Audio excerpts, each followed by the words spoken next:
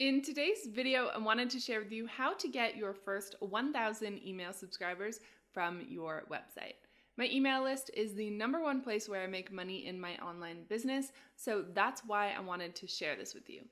Also, the majority of people who come to your website are not going to be ready to purchase on the first visit, so that is why it's so important that we convert them into email subscribers. If you're new here, hi, I'm Louise of solopreneurs.sidekick.com. I put out new videos every single week all about making the tech in your online business easier, so if that is something you could use some help with, definitely hit subscribe down below and hit that little bell icon as well so you get notified every time I post a new video. So the first thing that you need to do is give people a reason to sign up for your email list. You'll see a lot of people that just say, sign up for my newsletter. I think get rid of that entirely. Nobody wants to sign up for a generic newsletter. So instead, you want to come up with a freebie. So you'll see this called a freebie, an opt-in, a lead magnet. It's all referring to the same type of thing. But basically what it is it's something really valuable that you can give away to your ideal client, so something that they would absolutely love to receive, and you are going to give it away completely free in exchange for their email. That's the first thing that you need to come up with. You'll see people do checklists, templates. I do a free trial of my online course. There are so many different things that you can do, so have fun with this and get creative and think of something that they would love and also that leads into whatever your paid service is. Next, we need to add sign-up forms for this freebie everywhere. Literally, this thing is going everywhere on your website. This can be in your footer, in your blog sidebar. I would love to see it in your header somewhere so that people are seeing it even if they scroll down the page. There are a few different ways that you can do this. If you are using Squarespace, you could simply add the announcement bar feature, or you can do what I've done here and add a button and then make it fixed so that it's visible even when people scroll down the page. But yeah, pretty much add these everywhere. You'll see that I have them in my blog posts, on my about page. I've really just put it on as many pages as I could wherever it makes sense because this is one of my #1 goals of my website.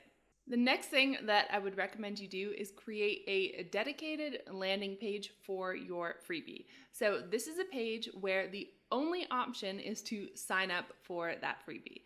You'll see on this page here that I've cut away the header and the footer, and the one option is for people to sign up for a free trial of my course. So this is going to be really great for you, especially when you are sharing this out with potential clients. You're sending them to one page with one option, and then you can follow up with them after. The next thing that you can do is add a pop-up sign-up form to your website. I know what you might be thinking. You might be like, oh my God, I hate pop-ups. They're terrible. But I think that there are just some websites out there that are doing this all wrong. I think you can do it in a really nice, effective way that isn't, too, is the word obtrusive? What's the word, babe? What does obtrusive mean? Like in your face? Yeah. Okay, yeah, we're gonna go with that. So I think, a few websites are doing that, but you can do it in an effective way. And I think one of the keys here is just not showing it to the same person repeatedly. So just show them once per visit. You can use tools like Squarespace or ConvertKit for this, and it's not going to show, every 2 seconds on every page. Okay, so we've cut the boring standard newsletter. We've created a really enticing freebie, added it everywhere on your website, created a landing page, and created a pop-up. These are all really going to help you hit that first 1,000 subscribers.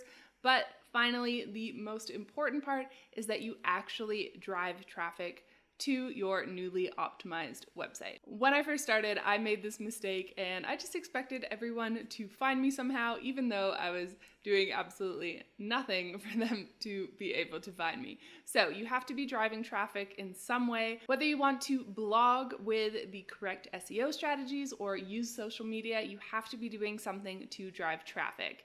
And if you're short on time and you're not going to be creating content, then you are going to have to go with paid ads. Either way, don't do what I did and just do nothing in order to get traffic to your website. You have to get traffic first, and then a certain amount of those people are going to convert into email subscribers. Which is great because then you have a dedicated audience of people who are interested in whatever it is that you do, and eventually these people are going to convert into sales. So those are my tips on how to get your first 1,000 email subscribers from your website. I hope that you found this video helpful. Now I would love to hear from you. Let me know in the comments which one of these strategies you are going to implement in your business today.